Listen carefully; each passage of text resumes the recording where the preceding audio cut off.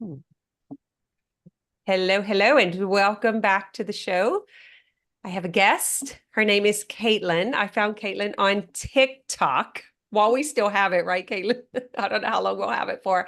And she was telling part of my story. And so I reached out to her and asked if she would come on and share her experience as well as what she's doing now. And I think it's revealing misinformation is really, what intrigued me the most is she was doing it so well on a platform that was allowing it. So it's like that was super interesting too. We had a few things in common. One was having a van and hitting the road and going meet nature. So Caitlin, I'm going to let you go ahead and introduce yourself as far as up to that point before TikTok. What did life look like? Go ahead. I'll let you.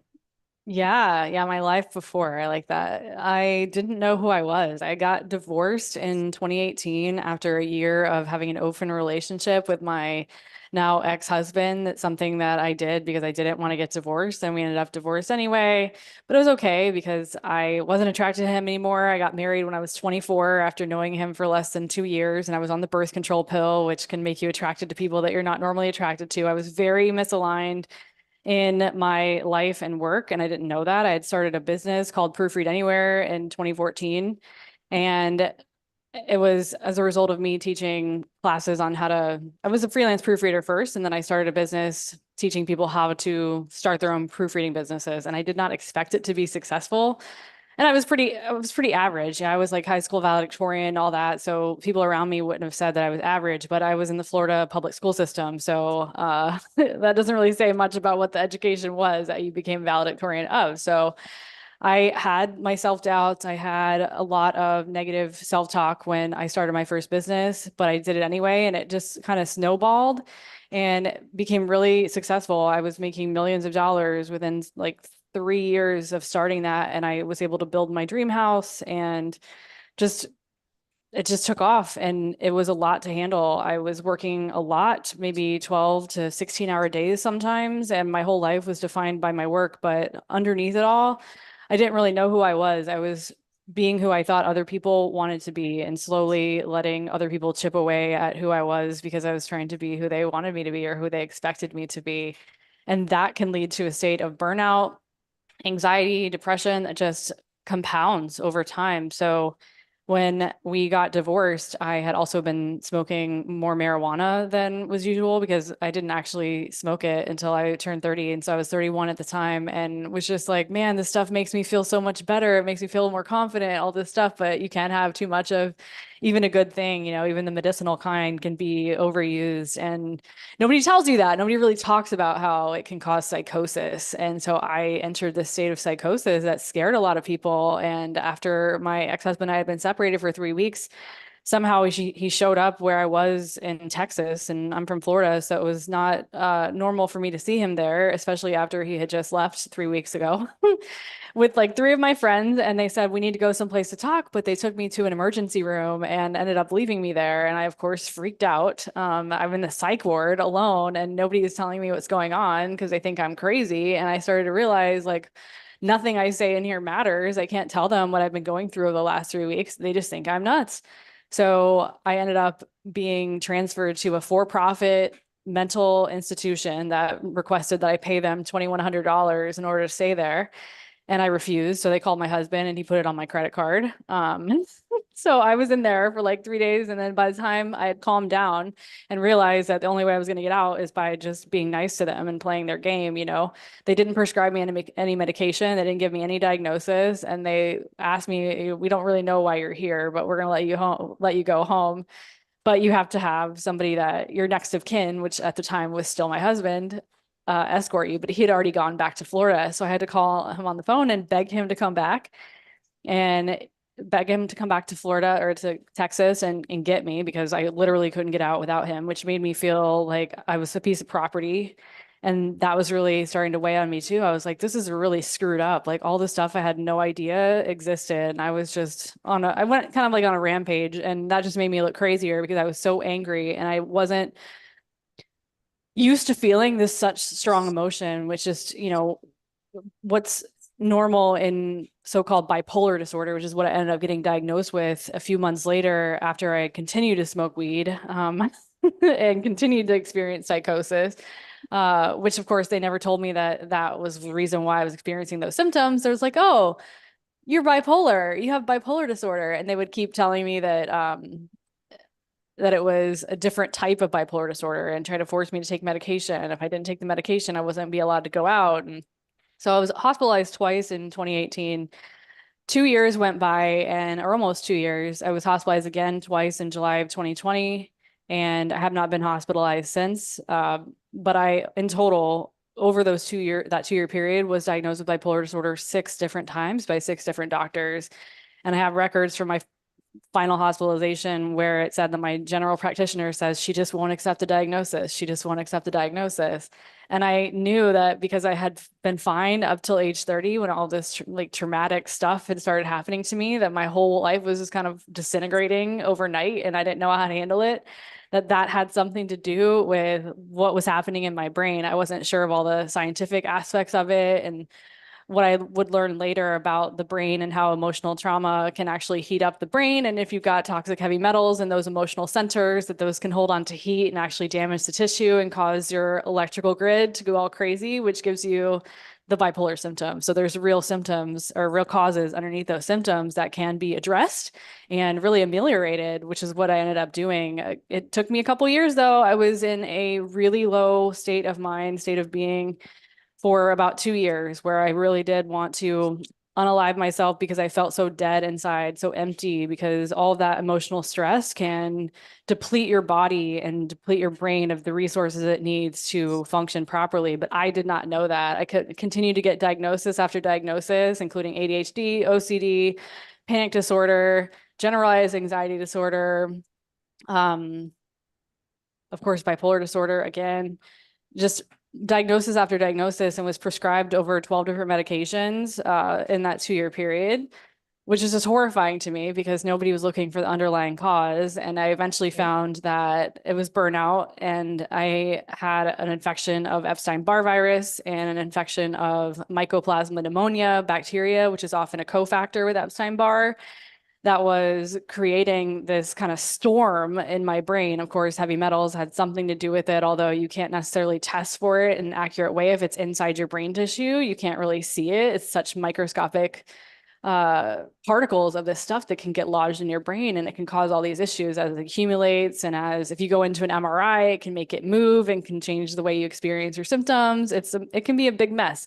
But it was through figuring that out, and a friend of mine gave me the book Medical Medium. It was just a paperback book and said, you'd love this book. And so I started reading it, and it was addressing everything that I was experiencing, going through these mainstream and alternative medicine doctors that weren't getting to the real cause of the symptoms that I was experiencing. They were just throwing medications at it. I was on at one point Adderall, Xanax, and also that was from a holistic psychiatrist, and also progesterone, because the virus had started eating all my progesterone, and then it had started eating all my cortisol and had started attacking my thyroid. So I was on thyroid steroids and progesterone replacement, bioidentical. But what I didn't know, and what I'd find out from reading the Medical Medium books, is that those substances, the hormones and the steroid that's used to treat the thyroid is actually food for those viruses. So every time I would take it, I would feel sick and I would have the worst stomach aches in my life, because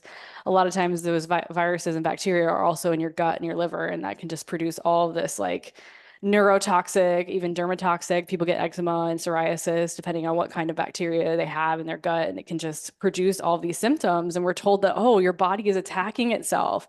Your body's attacking itself. It's too intelligent to attack itself. It's attacking something that doctors aren't aware exists. So I didn't know all that when I was going through it all, but when I found out, it changed everything. And I shifted the things that I was eating. I started juicing. I never thought I would be a juicer, but I bought a juicer, and I started doing the heavy metal detox smoothie, started doing celery juice in the morning. As crazy as that sounds, it actually works. Really just cleans and replenishes your hydrochloric acid balance in your gut, which is oftentimes depleted, especially if we subscribe to the culture of drinking coffee or caffeinated beverages, which if you're in burnout, chances are you are. I had really started drinking a lot of caffeine in those days because it can make you, it covers up the symptoms. It covers up the symptoms. So I had left this state of that had been perpetuated by these mainstream doctors to stop covering up all the symptoms and get to the root cause of the symptoms. And I had went from a place of blaming myself because I knew nothing better. I mean, I believed I had every personality disorder under the sun because I just felt so empty and I felt like I hated everyone. I hated myself. I hated the way everything sounded. Come to find out, I had hearing loss in both ears that made everything sound terrible. And I didn't know that that could be a contributor to depression and anxiety, but no doctor ever sent me to get an audiogram done by, an actual hearing specialist.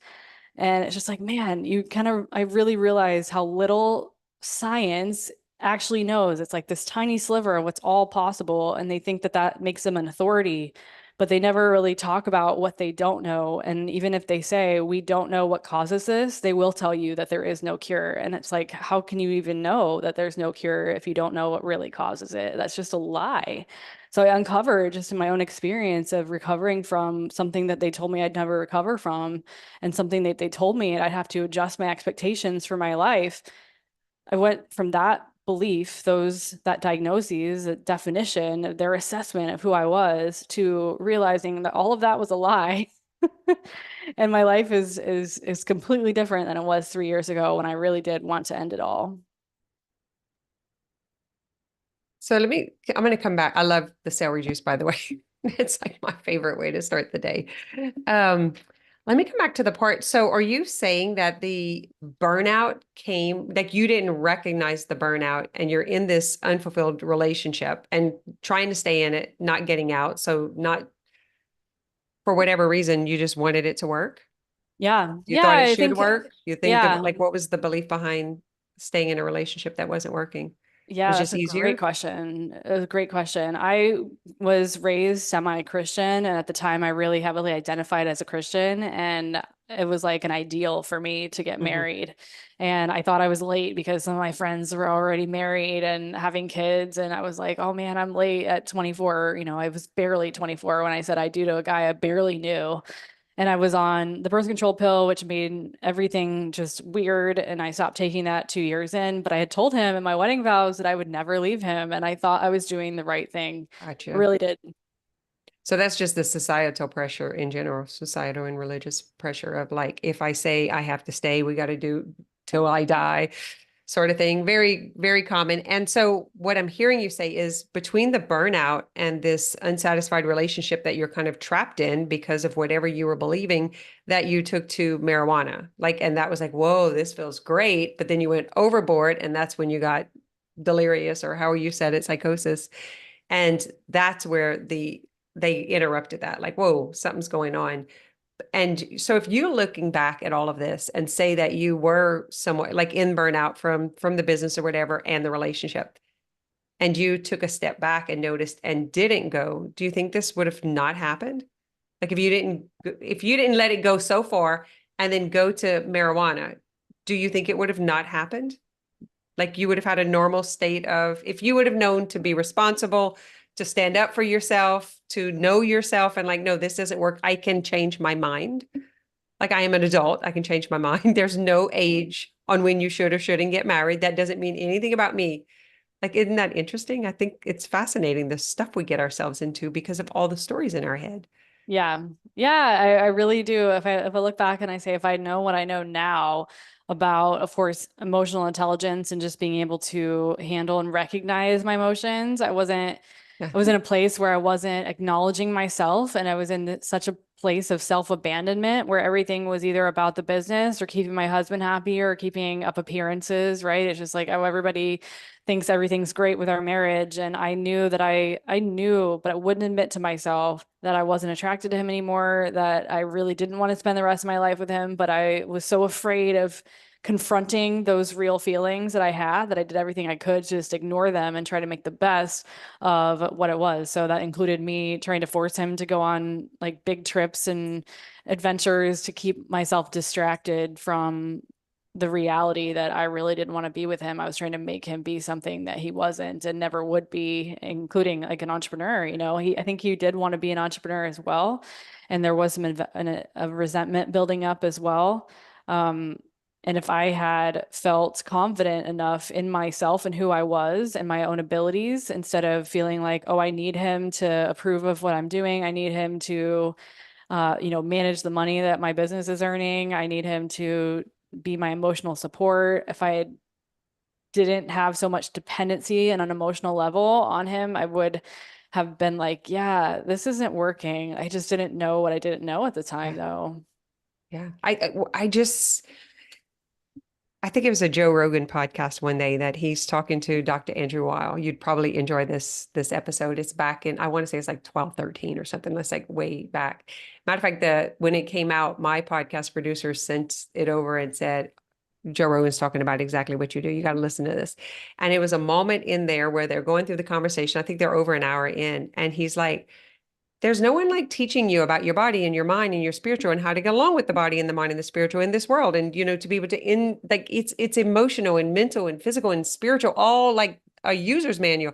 And he's like, nope, figure it out, bitch. They just throw you out there. I was like, yes, that is Yeah. it. And so we are led by the misinformation because we're taught that it's wrong to question it. Yeah. That makes you what? Bad or defiant or disrespectful if you question authority, which is mostly lies. Yeah, if you question psychiatry, then you're seen as, spreading misinformation because what they espouse is that, things like depression and bipolar are genetic disorders. And it may be true that they have identified genes that seem to be implicated, but it's all just guessing games. And we know also through the field of epigenetics that's growing that things can turn on and off those genes. So they're still finding things that are associated with bipolar disorder, associated with depression, even things like serotonin are associated with depression, but those aren't the real causes. So they're just sending out it's a giant guessing game, and they have made themselves into such an authority, and they've remodeled the DSM, the Diagnostic and Statistical Manual of Mental Disorders, so many times to make it look more official, and they make so much money just selling that guide when they renew it, remodel it every so often. They make so much money by requiring people to purchase it, and they get funding from the big pharma companies, that there's schools, and they don't realize that these psychiatrists, we don't realize that these psychiatrists are being trained by the people who are selling the drugs. And the people that are selling the drugs are putting out commercials and all kinds of advertisements and magazines and on TV that are not even talking necessarily directly about the drug, but they're marketing the disorder. So when generalized anxiety disorder became a thing, there was all kinds of TV commercials about this new disorder that they've just discovered. They didn't discover any of it. They invented it all. And then they said, this drug will help and this drug will set you straight. And they're not even being honest. They don't even know how the drugs work. And the fact is they don't work. All they do is cover up the symptoms. It's like a Band-Aid. It's a chemical lobotomy. And it gets worse the more you take these drugs. It gets worse. It makes your brain dependent on them. And if you ever try to stop taking them, it could actually kill you. And what they're doing is not healing anyone, ironically, because psychiatry, the word, comes from the Latin, or is it Greek? It doesn't matter. Soul healing is what psychiatry actually means, but they don't believe in the soul and they're not doing any healing. All they're doing is creating repeat customers. I remember when I saw a rheumatologist. I was diagnosed with fibromyalgia. It was like my over a dozen diagnoses by this point. And the cocktail you talked about, I was on too. So it was Prozac until I went delirious on that. So then it went to Wellbutrin. One of the antidepressants, I can't even remember which one it was now. I was just covered with bruises. Like my whole backside was just like bruises, these spotted where I sat, there was marks from the chair there. And I was like, what is happening? And it wasn't Zoloft. It was, gosh, I'm trying to remember the name. Anyway, I ended up on Wellbutrin, and I was on 350 milligrams, and I was like really struggling. And so they just doubled it. And I was on Adderall, Klonopin, Xanax, hormone replacement therapy, Lortab. Oh So, my like, God. So it was like something to get up, something to get go, something to come down. Well, what I didn't recognize is how I'm spiritually and emotionally driven, like always was guided since a kid. And it numbed it, turned it off. So it's like I had no guidance. I had no, because I couldn't feel. And I remember telling the doctor, like, I was like, I couldn't feel anything. Like I was like, why would I want sex? I feel nothing. Like my body was numb. If I did this, I couldn't feel my body. Um, but I just stayed on that roller coaster. Like I didn't know to question it. Like I just believed because growing up, we didn't have insurance. We didn't go to regular medical care or anything like that. And so now here I am. I'm married. We had a house that burnt. I went to the doctor because I had headaches. So he treated me for depression from the house fire. And that's how it got started at 20 or 21 years old. Started on the antidepressants. And I'm telling you, this went until I was 40 years old. It's a nightmare to move through all of that. Complete hysterectomy at 29 without hormone replacement therapy. 5 kids, 2 businesses, complete hysterectomy. I went to a mental institute. Like they wouldn't keep me because I wasn't suicidal. And so I end up doing this outpatient thing. I see all these zombies, like what was going on in there. I was like, that was God's grace. At the time though, I was like, why won't they take me? I mean, they had convinced me just through psychiatry and counseling and all of the doctors, all of the surgeons, their heart, like it was just a mess of misinformation. And I owned a gym. I'm like a health coach. I own a gym. I'm eating right. I'm doing everything I'm supposed to be doing. And my body's healthy. Why is this happening? And so when I woke up out of that, I was like pissed and I was like, I'm going to help save people's organs. And I realized that it's a lot, right, Caitlin? Like when you're in that, or even in the belief that this is what can help you, like I can't go in there and, create the storm that gets people to wake up. We have to wait until they got to the point where we got to seek the alternative or seek something else. Um, and there's plenty of holistic practitioners who are, but we do have, like, especially with social media. When I was a leader for doTERRA, we could not make any claims at all. We were reported, our accounts were closed down. And like, I guess this is where you found TikTok that you could. Yeah, I have to be very careful though, because they will say, oh, this video is not eligible for the For You feed. So what I've gotten really good at doing is going through, I always caption my videos. And anytime that there's a word, I do this when I talk about politics too. So I'll put like the O with a little line over it and the word government, or in drugs, I'll put the U with the line over it so it doesn't get picked up by the bots. It just kind of throws off when they're looking for specific words. As I talk about the government, I talk about drugs, like pharmaceutical drugs, and I'll just try to disguise the words a little bit. And so far, I've only gotten one video literally taken down where it says that my video was violating community guidelines, and it was me saying that bipolar disorder isn't genetic, because it's not. It's not genetic, it's hereditary, and it's two different things. And the reason it's hereditary is because the heavy metal toxicity and the other types of toxicity that can all be passed down through the bloodstream, and they're passed down through contaminated sperm and eggs. It doesn't get passed down through genes. So that's why it can seem to skip generations, because it's not genetic. It's this toxins that end up in different places in the body, different parts of the brain. So you don't end up with the exact same, you never end up with the exact same set of symptoms as somebody else, because everybody's body is different. Everybody's brain is different. Everybody's accumulation of toxins is different based on what they were born with, because some people are born with it, depending on, say, if their parents had a heavy load of it, and of course their sperm and eggs were contaminated and their bloodstream was contaminated, all that stuff can get passed down to you. And so I was talking, trying to explain that to people, why the difference between genetic and hereditary, and how we're being lied to by, but of course you get these questions like, well, what are your qualifications? Are you a doctor? And I'm like, how many doctors, how many psychiatrists do you know that have patients who have healed?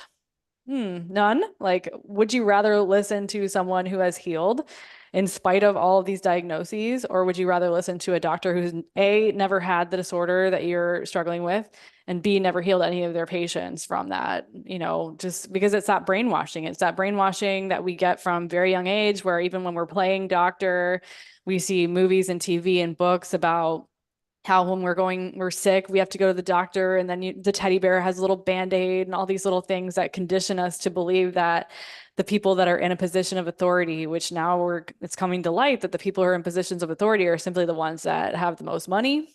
It has absolutely nothing to do with their intelligence or their integrity at all. And we've been trained to give our authority and our power away to someone else when it comes to healing our body. But what I've learned, and this is what I teach now, is that there's nobody who can help you more than you can help yourself. There's no doctor who can ever know you or your body as well as you can know your own body and yourself. And that's why that they can never help you more than you can help yourself. They're never going to care about you more than you can care about yourself. So if you're not caring about yourself, then there's something deeper to look at as well. Mm-hmm. And it might not be just your mindset, right? The mindset often goes hand in hand with the health of your brain. And so that's a huge part of my work now, is teaching people that it's not just your mindset. It's about the health of your brain, because your brain does the thinking. It transmits and receives thoughts and information. If it's not working properly, it's not going to do that properly. So it's a more holistic than holistic in many ways, way of thinking, being, and doing in the world that was not something I was ever taught in school, and was not something that I ever learned from any doctor I ever saw. And I've seen a lot of doctors. Same. Yeah, Yeah. this show was called More Than Mindset for the last 4 years. Mhm.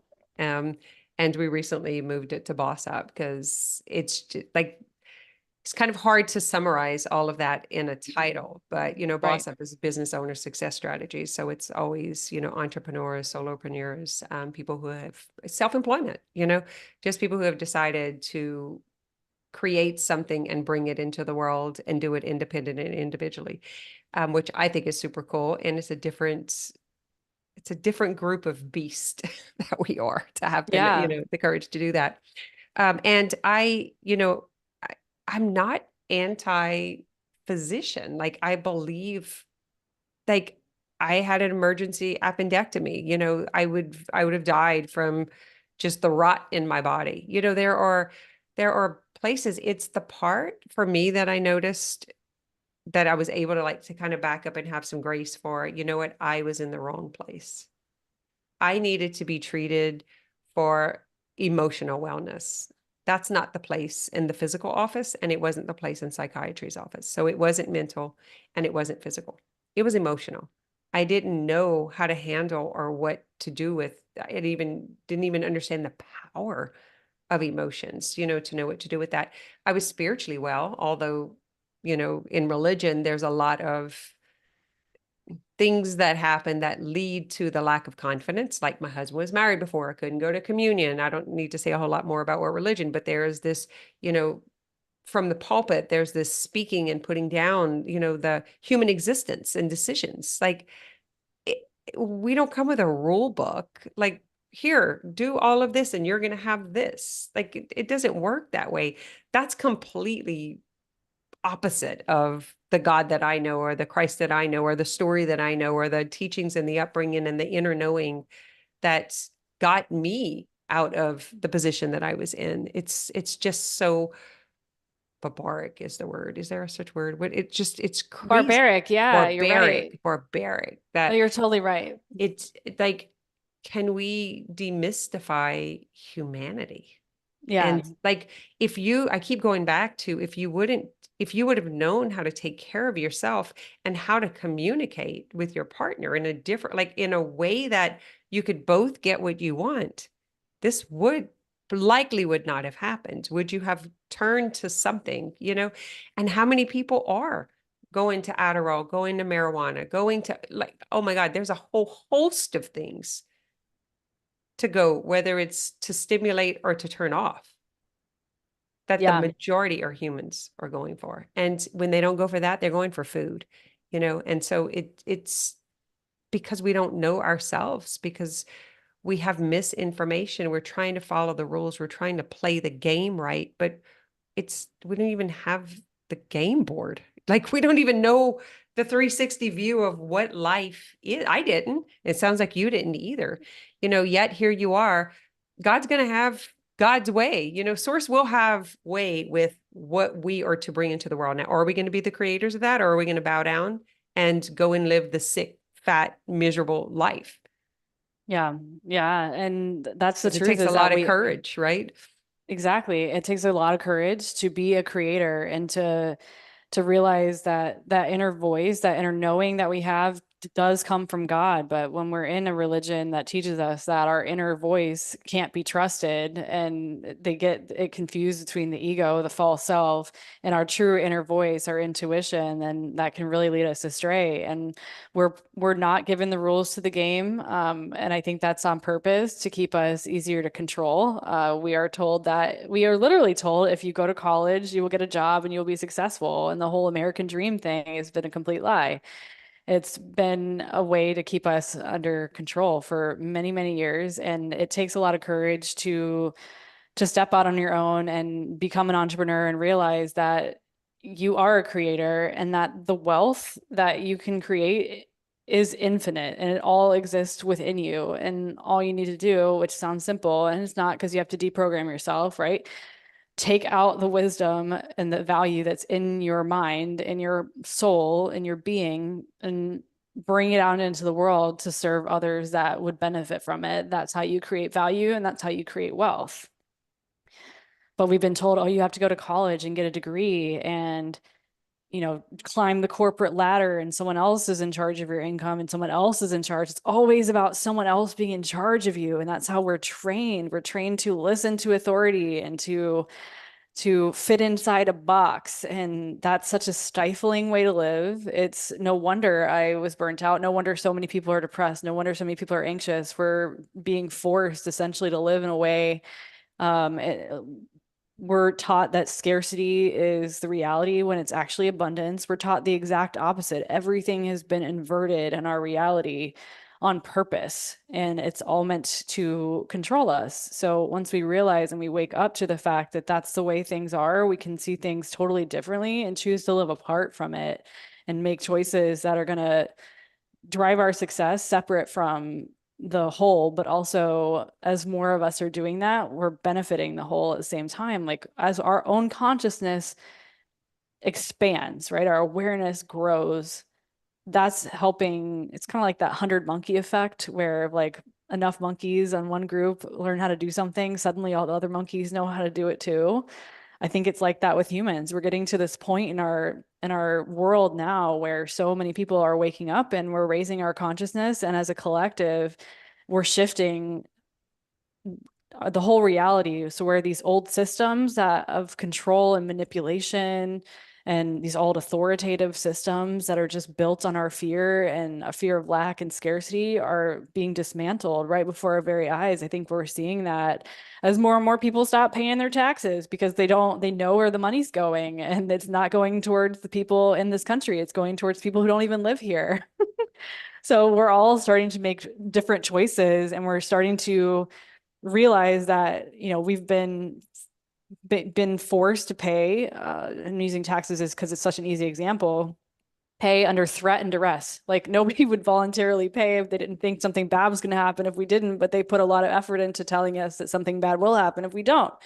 So is that the land of the free? No, it's not. It's not. They say it's just a necessary evil, and these things are propagated in our society to get us to think that it's normal and it's necessary and there's nothing that we can do about it. But truth is, if we're not being adequately represented, if we look at what happened with TikTok recently, where all these people that even some of the politicians, like the guy, I think Jeff Jackson or something from North Carolina, he built his whole career on TikTok and then voted to ban it. And now he's, backtracking and saying that he felt like he had to because he saw some, just making up all this nonsense. But the truth is, these politicians are being bought and paid for, and they're not representing us at all. So we don't have real representation. We have an illusion of representation, and there is no taxation without representation. So that's just an example that comes to mind as a part of our society that's crumbling. That's really the word that comes to mind, is crumbling,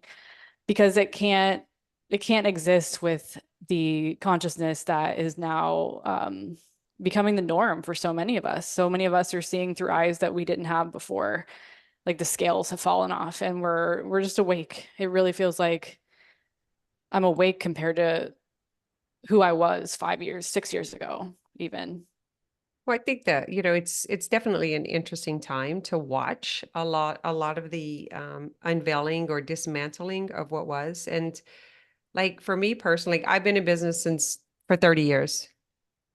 I play the game. Like these are the rules. Here's your money. Here's your part. I have the mindset of, okay, I just take responsibility for making more than that because I know what I need to know what I do that. But we also have the opportunity to use our money wisely and, know where to invest in order to keep growing our business so that we aren't paying so much of that. So that part I'm not as frazzled about, I'll say, like the money part, because I do believe that there's a seed inside of each of every one of us that's tied to our abundance. And either we cash it in or it stays. I don't think anyone takes from anyone. I don't think you making more money means I make less money or Right. anyone else does. I just believe it goes untapped potential, you know? So it's our responsibility to tap into the capacity that we want to receive. But the understanding of the authority of the physical body, that is the part that I'm probably more passionate about is getting to know ourselves better, how we tick, how our brain works, how the emotions guide and lead us. We never like, oh, I think I'm going to do that. No, we're like, I felt like doing it or I didn't feel like doing it. Like that's what's compelling us to take the action or not take the action. But we can't even see that I is the mind and not me. Like that's the awareness piece in part that I think made the biggest difference is like, oh, that's just my crazy ass mind making up a bunch of stuff and looking at a bunch of stuff and trying like, so I don't want to come from the perspective of I know because who the hell is I in this moment? Is it because this part that guides and leads me doesn't even need to talk about it. It just knows. Yeah. Yeah, And exactly. Who's listening? We have all these thoughts that are like in our head, but who's listening to those thoughts? It's this false self, the ego self, the subconscious mind that is just running on autopilot and trying to protect us and trying to keep us safe and by following the rules and all this stuff. And then there's the inner part that is suffering because of that programming and it knows that something's wrong, something's not right. And we yeah, again, we've been it just programmed to give away all of our power to some authority and not realizing that we're sovereign free beings. it's the whose voice is it? Like Hmm. where did that come from? Like just to stop and pause and question when I think something or when I strongly believe something, and look like I'm curious enough to look back and go and investigate that. But even the information is so like tainted, that to know how to educate ourselves. The part once I got off of all of the stuff, I'd say I had so much more clarity and understanding and was calmer and didn't have the anxiety that needed to be masked or those things like what you were talking about. Um, Once you got off of I mean, I'm assuming I might be off here, but without doing the marijuana, did the paranoid leave? Yeah. Yeah. But then it just became depression. It became Mhm. depression and anxiety and my whole, I think, Was it masking that to start off with? Was it a layered of mhm. that? And so it's just kind of on top. Yeah. And, Yeah. when I did like my trainings in all of the mind body stuff, working with the subconscious, one of the things I remember taking away from that is like depression's a label, right? Like it's a title. We're going to put everybody in this box, but it's really a state of being where I can't have what I want and need. That's Hmm. what that is. I can't Yeah. have it. I can't. It's actually more of an attitude problem. Powerlessness. It's feeling Mhm. powerless, like we don't have any ability to do anything about our situation. It's just complete and total like despair is the way Yeah. I would describe Yeah. it. It's just despair, feeling completely powerless over our situation. And it makes total sense to look back at what I was thinking and feeling in that time of my life and really believing that I had this disorder that was going to take away my ability to feel normally for the rest of my life and to feel love and to really experience what I had hoped for and knew was possible. And to be told that that was no longer going to be possible because of this like disorder that was just dormant in my body and then just like Hmm. just decides to show up out of nowhere. It's just, and then to find out that I mean, I always kind of knew that there was something else wrong. And I was always like, in the back of my mind, I was still asking God for help, please help me, please help me. And eventually the help came, and it always comes through other people, it comes through ourselves. Um, but yeah, it was, I mean, to look back, and I think there's a big part of it too. And there was a huge amount of burnout still attached to it, especially when I was taking Adderall, because the depression and the anxiety, that's hugely stressful on the body, and that lowers our immune system and allows things like viruses to grow, and that just causes more issues. So that's where I got the thyroid stuff. That's where I got diagnosed with a blood cancer that has to do with viruses in your bone marrow. Of course, that's not what they told me. They told me it was genetic. And then no wonder I saw it was platelets. It was essential thrombocythemia.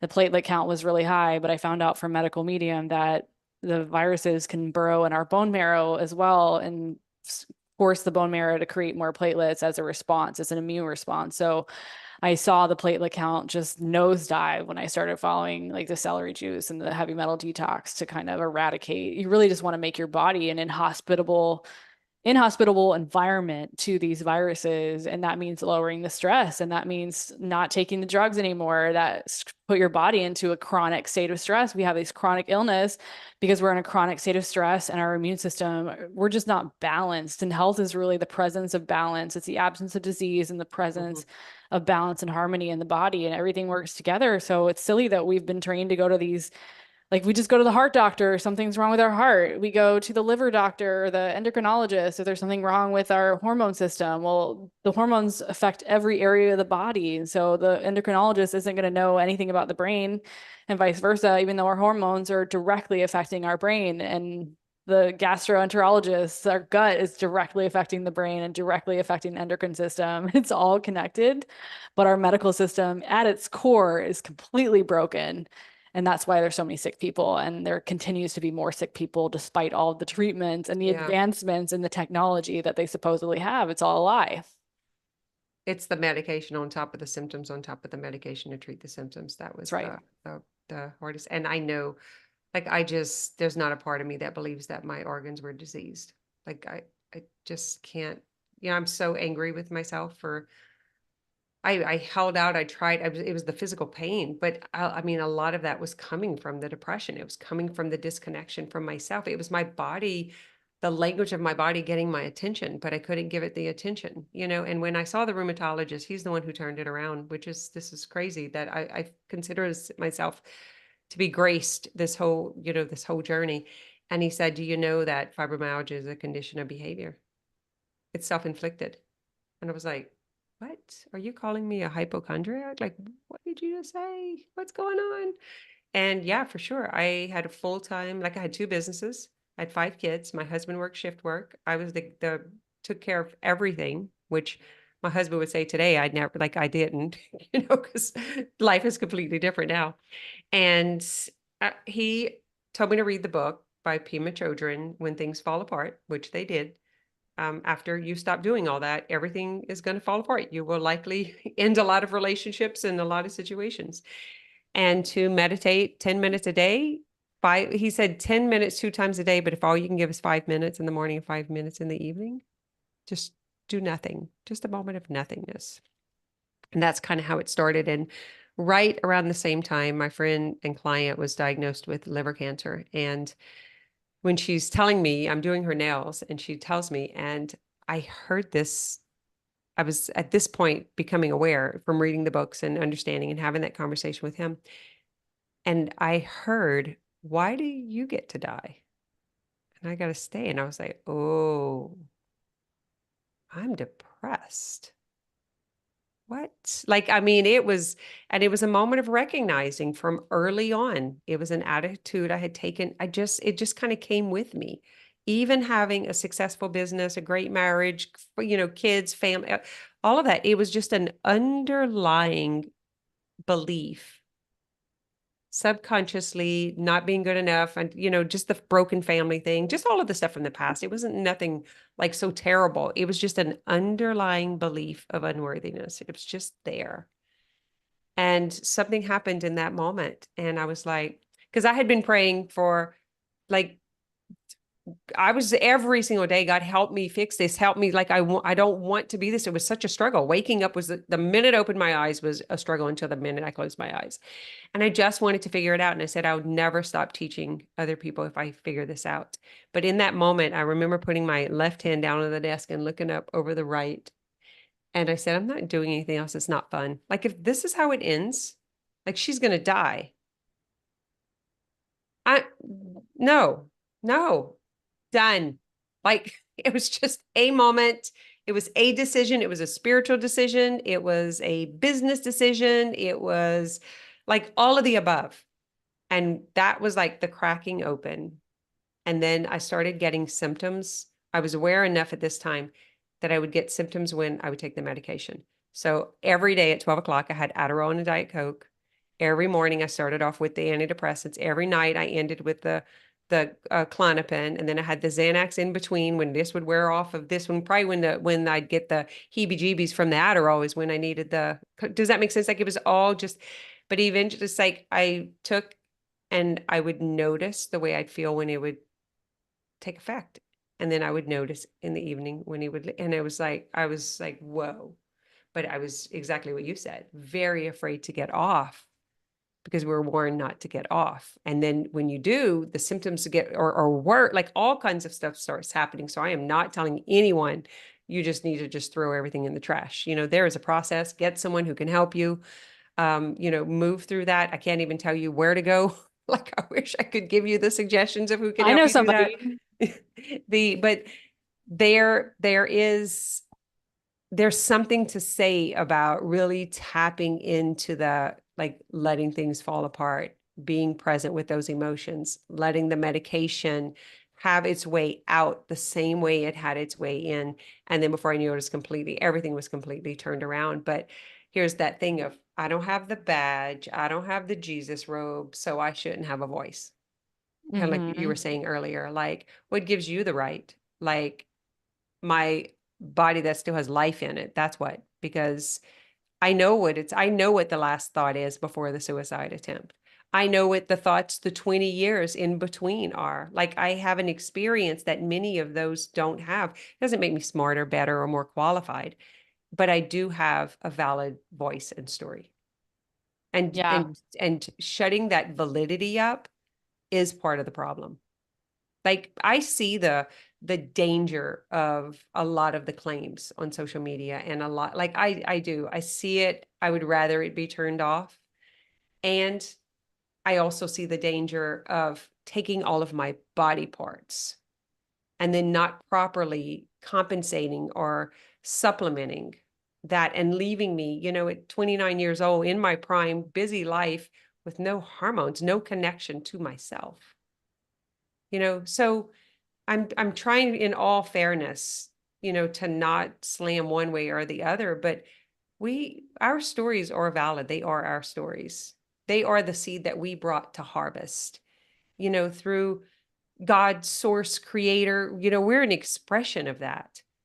And when you're stifled and shut off and invalidated, that's a part of the depression. That's a part of, like, I'm not valid. I'm not real. I have no value here. Right? Wouldn't you say that that's such a, it's really, it's a touchy topic. Yeah. And I love it. they tell us that when we have the withdrawal symptoms, right? They're withdrawal symptoms from these drugs, that it's just proof that we have the illness and the symptoms are coming back. They won't tell us that it's withdrawal symptoms of these like dangerous drugs that are altering our brains and changing our whole personalities. And yeah, there's all these warnings on these different types of drugs and you're not supposed to mix them and it's insane, but they've got backup, right? They have malpractice insurance. You can't really sue them because they were doing their best and it's their word against yours and the doctor is always going to have more authority than you are. But I interviewed a doctor on my podcast. Her name's Kendra Campbell and she's a psychiatrist. She's a holistic psychiatrist and she recounts how she came out of medical school completely traumatized, burnt out, because you go through kind of like a hazing when you're in a Yeah. residency. You're not getting paid very much money. You're working so many hours, and it's just kind of part of the process that so many doctors end up on psychiatric medications. And there's no checks and balances for these doctors that are prescribing drugs when they're not, their brains aren't working properly. They're burnt out. Nobody Mm-hmm. is really questioning the psychiatrist. It's like this, it's disgusting amount of authority that's given to them. And now she does holistic psychiatry and she does help people get off their medications in a safe way because she's recognized the system and how dangerous that it actually is. And I think probably the thing that really stood out to me the most that was like a really aha moment, there's two things. One is that psychiatry is the only medical profession that doesn't look at the organ it supposedly treats. And then the other thing is that that profession, this thing called psychiatry, which is supposedly supposed to be soul healing, it's the original quackery, right? They Yeah. they take an organic body, an organic person. Everybody's 100% organic. You know, we of course have these synthetic toxins that are accumulate and all that, but you can never solve an organic problem with a synthetic substance. We are not deficient in Right. Lexapro. We're not deficient in Abilify. We're not deficient in Adderall. We're not. And that's only going to cause another imbalance somewhere else in the body that's going to cause them to give you another drug. And you're going to cause stress in your body that creates a perfect environment for cancer. And we wonder why more and more people are getting sick because they're just getting worse and worse. It's like we have regressed so Mm-hmm. far. Mm-hmm. We're not the progressive, technologically advanced society. I think we're infantile in our understanding of the body and how the emotions are connected in to us spiritually, right? The spiritual, I think emotions are the language of our spiritual Oh, being, and yeah. that's who Yeah. we are. We're spiritual. We're spiritual light beings having human experiences in this world, but we're told that our bodies are just who we are. And there's so much fear around death, like looking what happened in 2020, right? Everybody was so afraid of dying or afraid of causing someone else to die as a result of the of not putting in a synthetic substance into our body. We were all afraid of what happens next, right? I have absolutely no more fear of dying because if you think about the word itself, death, right? That's just something that somebody labeled what happens when they see the animation leave the physical body. Yeah. They don't know what happens afterwards. And they just think, oh my gosh, I don't have this person with me anymore. This person's gone and I don't want that to happen to me. We must cease existing. It's terrible, but it's just a vehicle. Like we're operating an Yeah. instrument and it's a fantastic instrument. And it makes sense that we would have a better life. We'd have more positive experiences, more vivid and rich experiences if our instrument was tuned correctly. But these drugs are not tuning us for they're putting us even further out of balance and making it harder for us to regain our power and really be who we're meant to be in the world. Yeah, it is an interesting mess that we are in.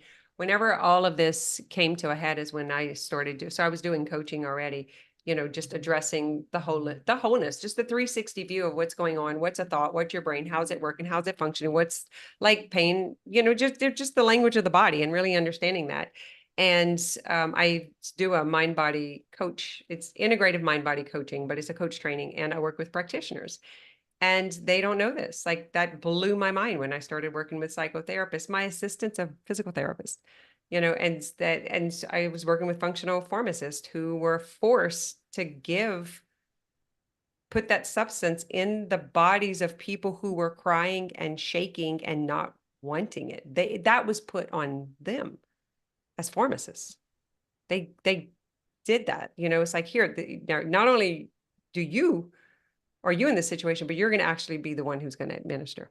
And, so that brought in a whole nother, group of practitioners. I love working with chiropractors and coaches, but the ones who are actually in those positions who chose to leave for client advocacy, the numbers are still growing. but they don't have business training. That's the hardest part for them is, to collect a paycheck for themselves. Mhm. Whereas what we're doing as the business owner, we've figured out like how to serve and receive. And they have an oath not to harm and have been told that that is harming, going against the system. So I have to treat them with a whole different set of tools that I would treat the spiritual healer, the coach or the Reiki practitioner or the yoga teacher. They are like way up here. And so it's like to bring them down into the groundedness, but to take these who've been indoctrinated for all of these years, 8 to 12 to 20 years, it's like that, to release that from their body, they go through a whole different internal and external Yeah, I can't imagine experience. what they go through realizing that everything they've taught was simply indoctrination and brainwashing. I can't imagine, but I think more and more doctors are waking up to that and They realizing are, that for sure. they were just fed a bunch of lies by Well, big and pharma. and the intention of going in. So it's like I work with healing focused entrepreneurs. That's their intention, is to help heal. Like that's, Yeah. and it's to teach the business aspect of it. But what you were saying earlier with the like having some validity for the emotional guidance, like with the spiritual connection. Just validity, just bring it into the equation, because I think of it as a pie and it's been split in four pieces, and like the mental wellness goes here and the physical wellness goes here and the spirituality goes here. There's no place at all for emotional wellness at all. Nowhere's. There's no emotional therapist. You know what I'm saying? Like, and I realized just what an emotional being I was and how much that was causing misery and pain and misunderstanding and all of the things, and that one component, like the ability to feel and control. Like we can control, we can turn it up, we can turn it down, we can manipulate the way that we function in the world through the emotional scale. Yeah, But whenever exactly. you've been to Louisiana, so when I always talk swamp talk, when we're below and we're in that swamp and it's heavy and it's muddy and it's murky and we've got all of this indoctrination in and that you can't get out and there's something wrong with you. I think of it as walking through the crawfish lakes in chest waders. So you can't even you can't lift your leg up. And that is what causes so much pain, is I know where they are. How did we get out? Like, that's the question I want to ask. How do you think we got out, other than God's grace? Like, how did we get out of that? Because I had the diagnosis, I had the lithium prescription, I had I mean, the whole thing for my file at the doctor's office. And that whole entire time was like, how do I stay alive? How do I stay alive? When I wrote my book about the process, I was like, I figured out how to want to live, not how to, I like did not want to live. And that was a leftover residue from early on that I just wasn't aware that was creating that heaviness. I remember going to spiritual directors and psychiatry and doctors and all of them. I had three questions. And I was like, is this hormonal? Do you think it's depression? Like my mom left her kids. Like, do you think that this is something that I'm just like have for life? Or is it a dark night of the soul? Because it feels like Job. And it like because I was reading and studying, so just trying to figure it out. And those three, it's got to be one of these. Which one is it? Right. And so of course they would feed in according to what their thing was, you know. And did you feel like that? Like those three, like, are my hormones off? There's something wrong here. Yeah, I mean, I Or is just this didn't, just biblical, dark? Like, how do you get out of this swamp? yeah, like, am I being forced to go through this for a reason? I think Yeah, there's did just you a feel lot. that way? Yeah, I I felt felt that like I way. I was felt being summoned. punished. I No, I felt felt like I was that, summoned. Like, you've got to go through this. And I remember like feeling like I was in a little hamster cage. And I was like, you're just sitting up there making fun of us, trying to figure. I was angry. I was like, so I did have more inclination that it was spiritually designed. yeah, yeah. I thought this was a symptom of OCD. I didn't know this at the time, but I was really tormented mentally by obsessive compulsive thoughts, um, religious persecution thoughts, that type. So I believed at one point for a good year that or probably a year and a half, that Satan himself was tormenting me. That was like I was completely cut off from God. I was already in hell. The way I felt was just only going to get worse, and I was going to have to watch it. And that's exactly what I was manifesting with those beliefs. But I didn't know that the emotions were that I was feeling were it was like a vicious cycle because I was in this state of stress that was lowering my immune system, depriving my brain of nutrients and what it needed to actually process thoughts properly, to think properly. And that was just feeding those what I call catabolic emotions, catabolic energy that is exactly like what you're describing, that swamp. I call it the catabolic dust cloud. You can't see any other possibility other than what's in that catabolic dust cloud. And it's super, super stressful. And it creates hormones that further deplete the body. It creates adrenaline, it creates cortisol, all these things that strip your body further of what it needs to function properly. And you just end up in a worse and worse state of burnout. So it's just like, it is really like a really bad cycle. And how did I get out of it? I honestly, I can even credit the holistic psychiatrist that put me on Adderall, because even though that did um, artificially give me some like oomph or whatever, I Yeah, started to get my courage back. I started to get my confidence back because I was able to at least function in a way that I I wasn't able agree. to before.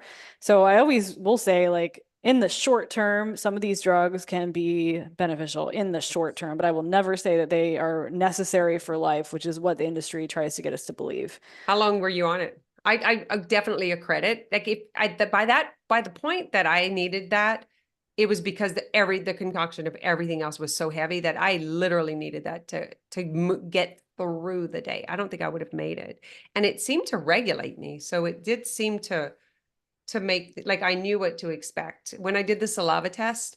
The only spike in cortisol, the only time it went up was after I took the Adderall. Like it was just Mm-hmm. flat.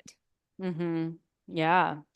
Yeah, I was only on it for a little over a year. I was on Xanax for a year and a half in total. And I put this on my TikTok, but I found all of the Adderall that I still had and I destroyed it like on video. I like poured Dawn dish soap all over it and like mixed it up. And I'm like, you see how the solvents in the Dawn are like stripping the orange out of the pills? And like, why is this orange in here? Like these things are full of toxins. It's freaking in the same family as methamphetamine, and it's not helping. I don't need this anymore because I got to the root cause of my ADHD symptoms, my OCD symptoms, whatever symptoms that I had, that this holistic, more holistic, I wouldn't say it's really holistic, it was from Amen Clinic's psychiatrist put me on, but it got me on the path. And I was at a friend's house and she was just, we're having tea, and she was a more spiritual, holistic person. She's the one who gave me the medical medium book because I had told her about all these things that I was on. And, you know, people in the past had tried to, more spiritual people, I guess, than me at the time, were like, oh, well, if you keep saying that you have this blood cancer, if you keep saying that you have all this stuff, like you're just going to make sure that that's true. It's just going to keep being your reality. And I didn't really understand at the time. And I would argue with him and be like, no, like it's a genetic thing. Like just parrot back all the stuff that I'd heard from the doctors is what I was doing, not realizing that the doctors could have been wrong. And they ended up being very, very wrong. I went back to my oncologist literally over a year after he tried to put me on um, oral chemotherapy pills, and he didn't tell me it was chemotherapy when he prescribed it. He just called it into Walgreens, and then Walgreens called me for a week, and I was like, I'm not taking this. Like once I realized what it was. And a year and 4 months later, I went back to his office, and my platelet count, for which he had prescribed the chemotherapy to artificially make come down because it's a immunosuppressant, it had nosedived by like 262,000 or something crazy like that, just from switching my lifestyle and lowering the stress and getting off all the drugs and continuing to exercise. I did like sauna, I did hyperbaric oxygen for a while. I really invested in doing everything I could to make my body inhospitable to anything that could be causing this immune response. And it worked. I'm about to go and see him again next month for a checkup. And I very much anticipate my levels to be in the normal range for the first time in like 6 years. And it's going to blow his mind. And he said he would write papers about me if I entered remission, because as far as he knows, no one has ever had remission from this.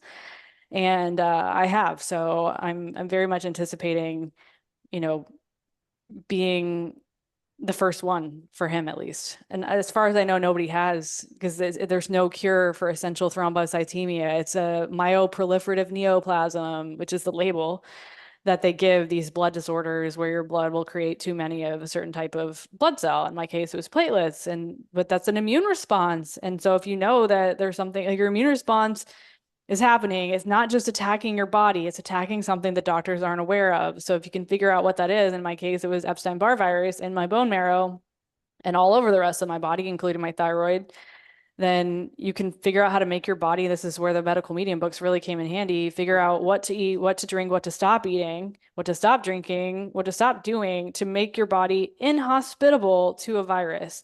And you literally have to starve it, because we're told all the time that viruses aren't alive, but how do they grow? How do they proliferate? They have a source of energy somewhere. They don't eat like we do, but they do eat and they do excrete. They do take in energy and they do expel energy. So they are alive in some way, shape, or form. And that's how they're able to survive. That's how they're able to take over our bodies and cause us all these problems. So once I figured out that the virus was feeding off of things like GMO gluten, GMO corn, canola oil, dairy hormones, the hormones that were in my bioidentical hormone replacement therapy, the steroid in my thyroid medication. It was feeding the virus. Once I stopped feeding the virus, within 6 weeks, all my symptoms were gone because the virus couldn't survive anymore. And it was like, oh my God, like when I figured out it was a virus that was causing it all, I was like, I don't ever have to worry about cancer ever again, because viruses can morph into cancer in the exact same way. They say it's our body that's attacking itself, and that's what cancer is, but it's actually mutated virus cells that have basically become zombies.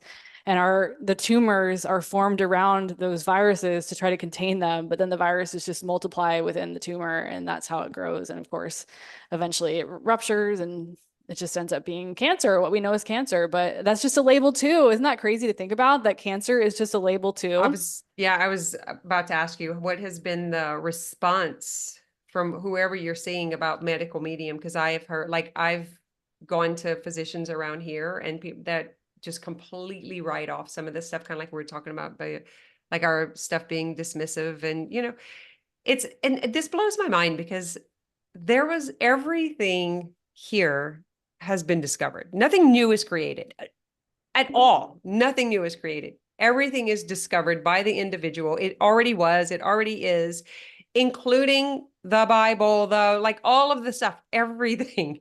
And yet what do you got to go through for it to be valid, for that discovery to be valid, like, or to be accepted or to be understood, or like that blows my mind at a like a very weird capacity. And I love to just sit with that. But you were saying earlier about the religious stuff, but again, that is indoctrination, to believe that is happening. How would you know that? How would you have been afraid of that or hear that? Like, we heard that somewheres.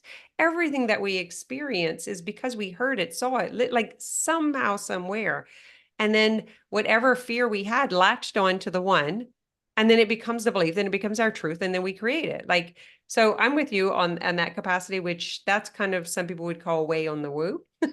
And I try not to be woo, and people are like, you're so woo. Like, you're telling people that, like, you train practitioners to help their clients heal their body with their mind. That is woo. And I'm like, no, it's natural. Like, Is it's it not woo woo. or is it woo-hoo?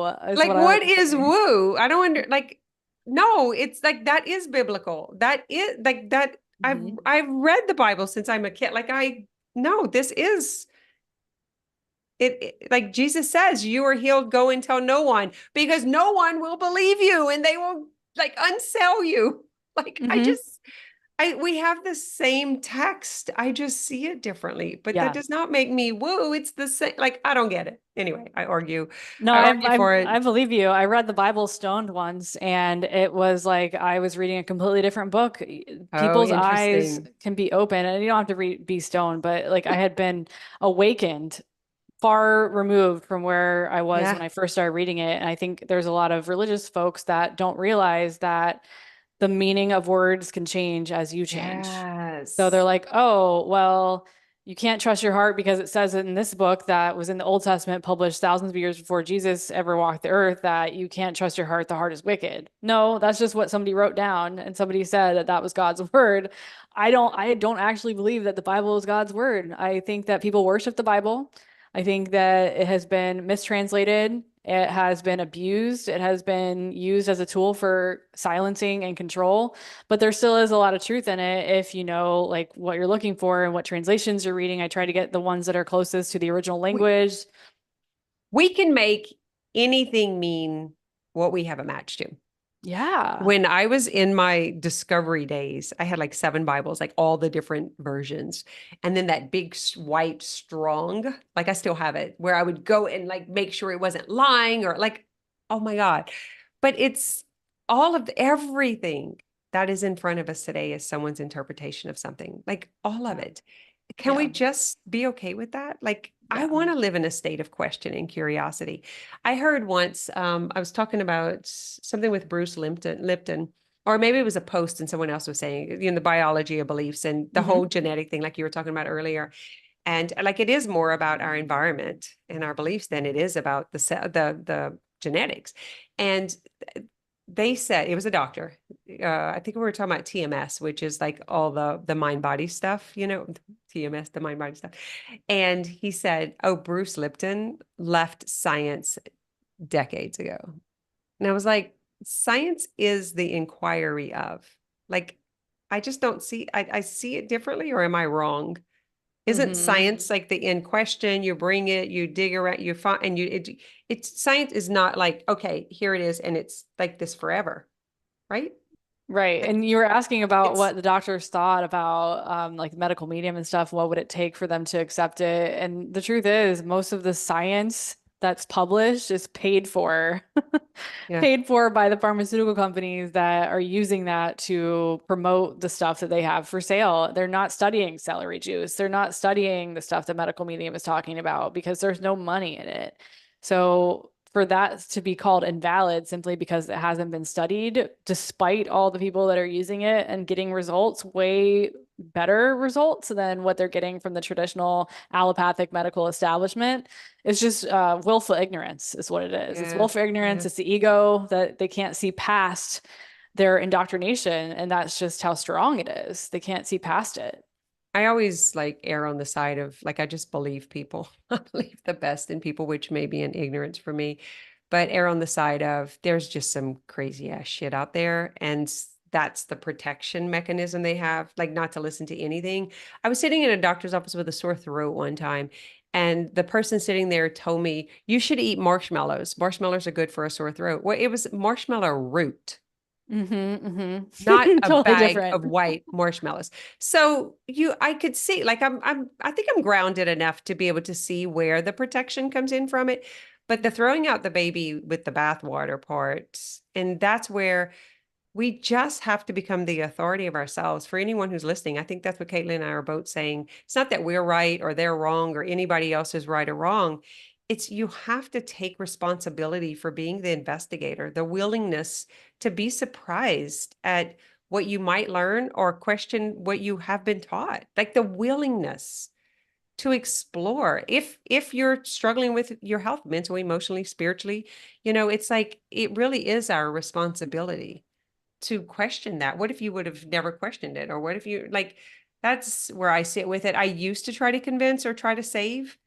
I'm all out of fucks. When I turned 50, like I'm 55 now, I just ran out. My fuck it bucket is just empty. Like I just don't care that much. I've got my hands full with my own body and now dealing with this new hormonal shit that I thought I was never going to have to deal with because at 29, I was like, oh, I went into menopause. Like everything's gone.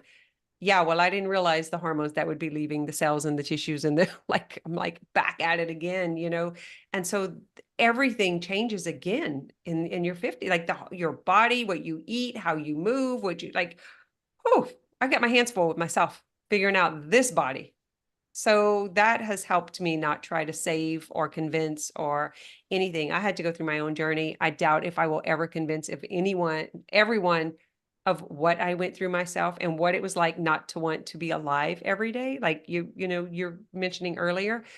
And even dismissing that to some degree now, because that's a whole nother thing. Like all of this revealed trauma and throwing it out and staying in the victim mentality, and like, guys, you got to just decide for yourself. Like, I'm here, I have a heartbeat. There's a soul that's, this vehicle is carrying through this life to have this experience. And if anyone's trying to invalidate it, take it away or box it, Here's you don't something have to woo. You go. mentioned the soul being in the body. What I learned in the medical medium book series, Brain Saver, its most recent publication, it's huge. It's a massive book. I learned that the soul lives in the brain and the brain is connected to the nervous system. So, like, your soul is there. But when the brain is not healthy, the soul will leave. And that's why we feel dead inside. I'm like, Oh, oh my that's so God, interesting, because I have read it's trying to that, protect because the itself. way that I said is like the soul is inside, but I have read otherwise. And which is, that is woo. That is Hmm. woo. But I remember, and you can see when someone's going through a traumatic experience, the checkout, right? Hmm. You can see the emptiness. And I wonder about, like, when you see like, especially on TikTok, these communities of all these drugged out people hung like this and like, how many people are moving through this world that has some, like, what is in that body? What is leading that? That's where it starts getting really spooky, Hmm. of what we don't know, Yeah, and I've kind what of is scaled happening. back a little bit on the content that I've been making specifically about that industry. And that's why I pivoted my whole show from misdiagnosed to self-transformation radio so I could have a larger variety of topics to talk about, because it's really hard to and pointless to try to convince people who are disconnected from themselves because they're on these drugs to stop taking the drugs, right? You're not, and I know that I'm not responsible. It's not my job to get them off. It's just my job to tell my story and to be a light and to be a way shower. When they figure it out themselves and they need support, here I am. How do I heal from this? Like, when they're ready, the teacher will appear, Yeah, you know? yeah. That's would be a whole nother, like, anyway. I hope this was pleasurable for someone listening, whether it gave you validation, understanding, or entertainment. I don't think neither of our journeys are done, even though we did have a similar segue in, similar somewhat. I mean, I think we had a different path in, but regardless, I don't think it was an error.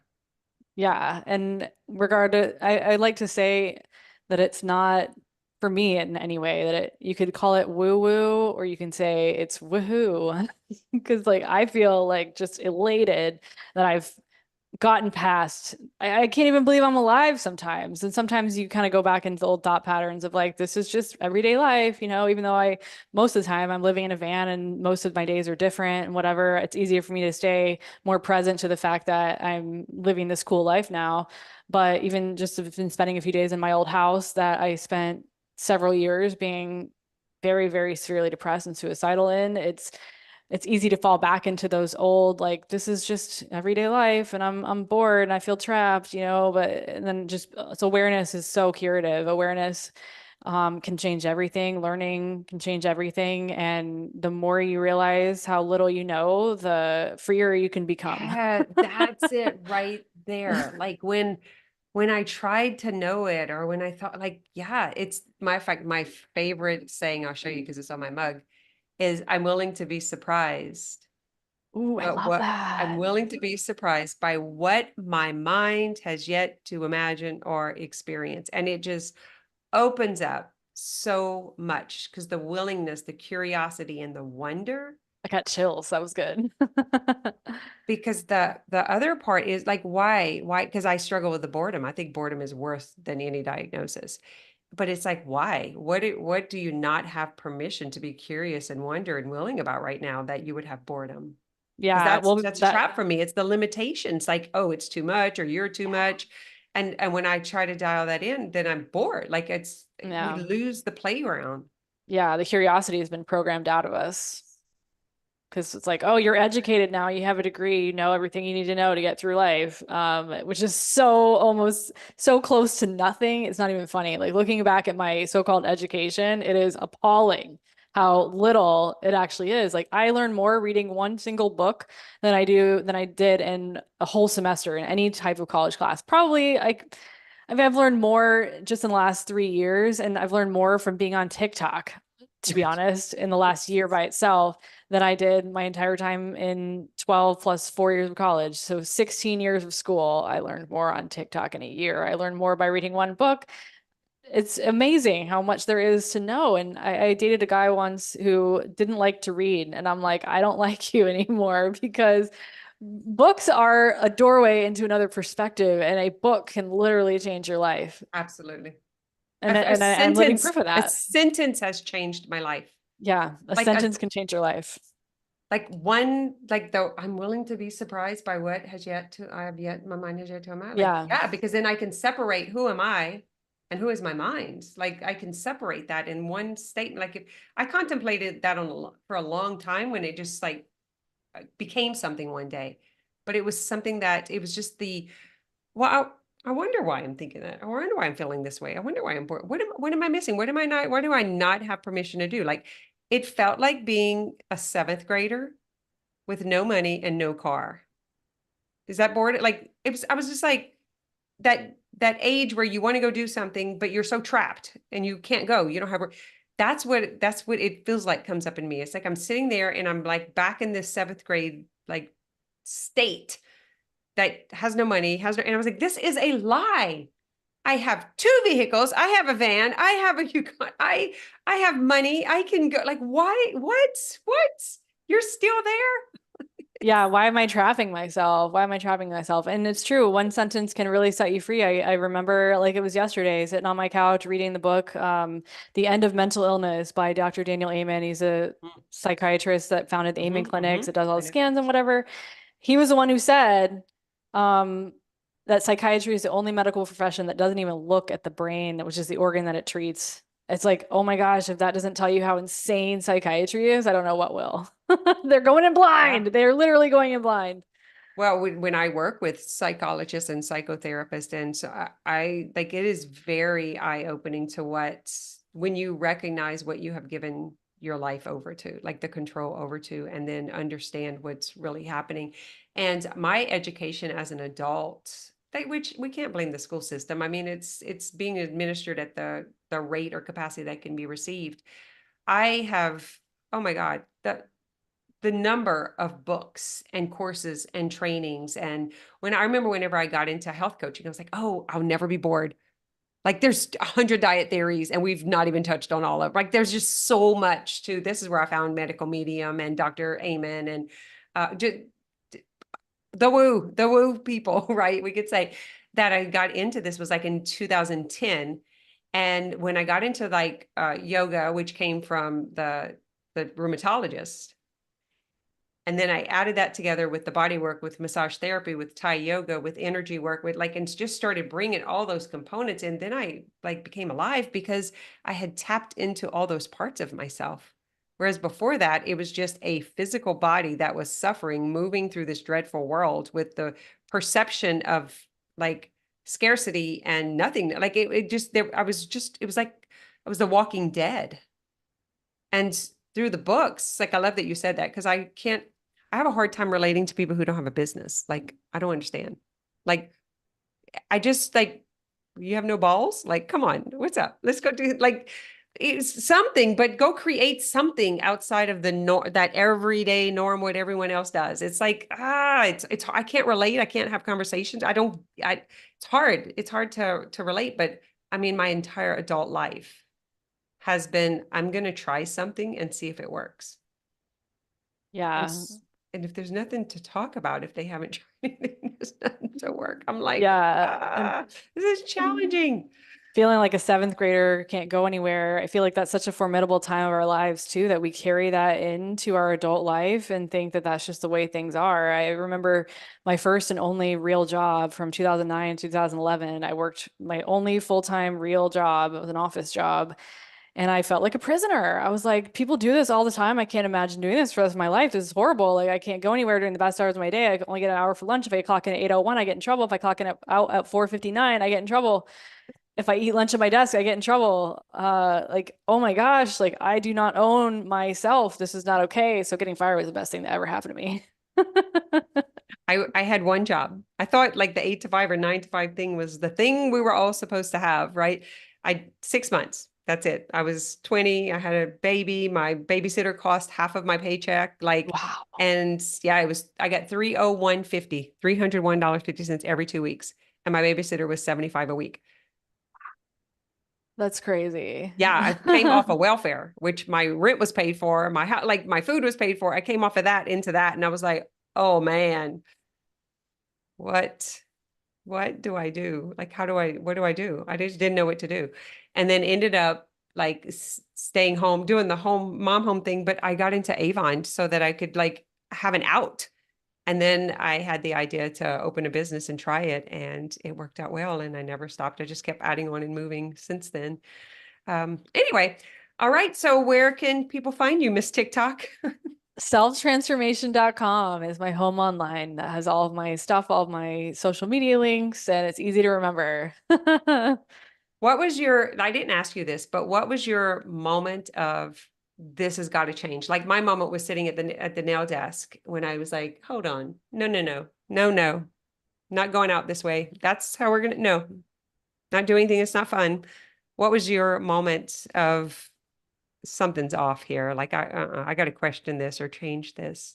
It was that moment on the couch when I read that sentence from The End of Mental Illness that psychiatrists don't look at the organ that they're supposed to treat. I was like, oh my God, there's like, and I was like hooked in the book, and there's some stuff that doesn't really line up with what I learned from medical medium, but still the core of it is if you get your brain healthy, then your mind will follow. And that just resonated with me. And that does like that is aligned with what medical medium teaches. It just he takes it a lot further than mainstream psychiatrists do, or even alternative psychiatrists like he is. Because regular psychiatrists call Dr. Amen a quack for actually looking at the brain, if For that sure. tells you anything about, Well, all of that. the But IINs doctors and I mean the functional whatever we want to call them practitioners that we studied. Yeah, for sure. Like I'm saying with like look at what Greg Braden, Joe Dispenza, and Bruce Lipton. Those three guys together, like look what they're doing. And that is written. Like who you just soon be talking about Abraham Hicks. Like what? And yeah, because they're all coming from the spiritual perspective and you can't see it, touch it, or prove it. So that you can't see it, touch it, or prove bipolar disorder either. That's the thank irony of all you. of it. What It's like fibromyalgia? you can't see or touch any of that. You can't see or touch any of these autoimmune disorders either. They're literally just guesses and then theories that have been repeated so often enough. But if you repeat a lie often enough to enough people, people start to believe it as the truth. And that's exactly what's happened in our medical Yeah. establishment. Well, I think the whole thing about the after death too. Like I'm like, you're gonna have to come back yourself and let me know because I'm just out on the jury on this one. I mean, I got hooked up in all of it. I chased Jesus. I did the Joel Osteen and Joyce Meyer and Beth Moore. Like, I mean, I'd been Me slain in the too. spirit, hid at the altar. Like I did it all, baptized as an adult, and the Baptist with a B and a P. Like I have done them. I have read them, and I keep coming back. What Yeah. else? What Yeah. else? Like I'm okay, good. Check, More check, more than check, we could check. possibly imagine. That's for sure. I know that. And I know that I think of life as a game. I don't think of it as a war Same. anymore. So it's like I'm just here to have fun. I'm here to do my best and to enjoy doing it as much as possible. And I know the best way to enjoy playing the game as long as possible is to be as healthy as possible and to be as happy as possible. So, and if I die doing that, at least I'll die happy, you know? Yeah, I think of it as business as a game, but I also think of life and relationship as a game too. And there's always something to attain, or there is no game. Like Hmm. you're going to have barriers and obstacles. Otherwise, again, there's no gain in the game. And Hmm. so mine is to live and die well. Like that's it. Yeah. I Yeah. want to be well and dead. Like I just want Yeah. to die well. Yeah, and enjoy all the side quests in the meantime. Just, every little challenge is not necessarily a reason to quit or give up and go home or to be depressed. It's a side quest and it's a challenge. It grows us. So, And what if it's not depressed? That's what I keep asking. Someone's asking this morning about like in a coaching group, for those who deal with depression, what do you do whenever you're in a, whatever? And it's like, I actually don't put that label on it. it's just I feel not as inspired and motivated in this moment.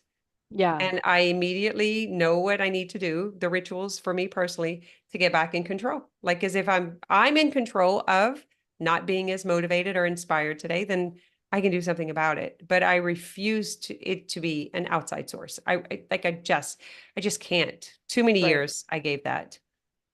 That's All right. right, this is the longest We can interview keep I've going. ever done. And I think it's because we just met and we were like, let's just like hang out and see what's going to come out of this and see I where it's love going to it. lead us. And, maybe I'll see you on the road one day in the van. I'd love that. Yeah, absolutely. Let's stay in touch. I really appreciate it. This has been a really fun conversation.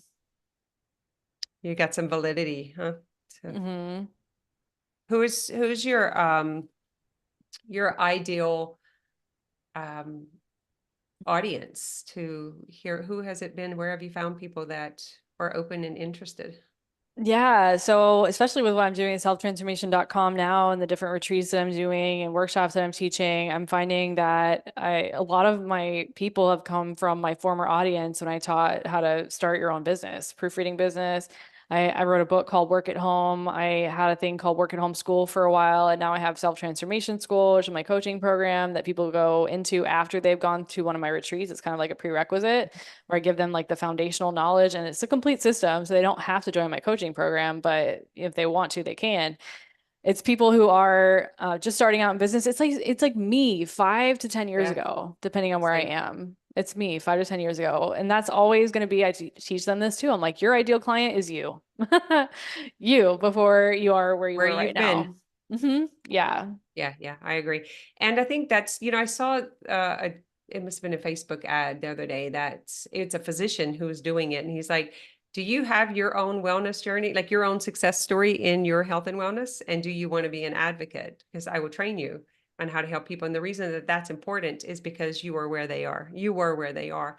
And, basically saying you can have a career out of this. So I think we're on the bridge, Caitlin. Like, we ain't nearly there. I don't think we're going to see it in our lifetime. I don't Mm. think we're going to see a holistic world, but isn't it interesting that we can leave a footprint that say, we were part of it and we were on the journey. We were at least open to explore. Yeah. Yeah, we're doing what we came here to do. I know I'm doing what I came here to do, and I'm just gonna keep doing it. Yeah. And I look at the years that I was, I had the shame and I was called out. Like I was like the witch because I did yoga and meditation and essential oils and, all of this stuff in central Louisiana, that's, and so I think I hid it for way longer than I should have, and then I'm like, whatever, put whatever label you want on it. Hmm. It's just a different language. It's just a That's right. different experience. And, you know, I was probably more threatened if to continue down that like shameful story, it would have cost me my life, Yeah. Is it and so I stressful to had something suppress to it? lose. That was, what do you want to say? Like costly enough. And I think that's what has to happen is when the suffering and the struggling exceeds the bravery, it had to be that. So I don't blame anyone for like walking into a fight or trying to go against something that they haven't had a personal experience in. The Yeah. pain had to exceed that threshold. There's no way I would have been able to come out, go online, be able to teach this, be a part of it, stick with it, have these conversations because we're up against hate every day. Yeah, people attack what they don't understand because they're afraid of what they don't understand. And I realize that that happens a lot when, there's haters that just want to say mean things, and it's just like, oh, they just don't understand. And it makes them Yeah. uncomfortable. It causes them all this cognitive dissonance, and they're in an emotional level of emotional intelligence or a level of consciousness where they experience that discomfort of the cognitive dissonance that they don't understand something and they blame you. They say Mm. it's your fault that I'm feeling this way. Yeah. Yeah. It's your fault that I feel like attacked right now, or I feel like I'm being called out on possibly not making the right decisions for myself. How dare you? It's your fault that I feel so insecure about the decisions that I've made. Yeah, yeah. And I just like closed the door on all that, I just keep going. I just keep going. I keep going. And I was like, you know what? Maybe I'm not doing it for anyone else. Maybe I'm just doing it for myself because it's just one more day. Like I'm just gonna Yeah. keep going. Yeah. And it's All enough. right. It's enough to do it for ourselves. Well, I mean, what if everyone just did what they needed to do that was best for themselves? I bet it would be a way better world than all this people pleasing, codependent, fibromyalgic, confused, like hating people. Yeah. They because what is it? What you come to depend on, you will resent. Like when you become too dependent on something, especially other people or acceptance of a certain way, it will eventually gain power and control of you. Mm-hmm. That's right. That's right. All right. Thank you guys for hanging out. If you have any questions for Caitlin or I, post them below. I will have a link.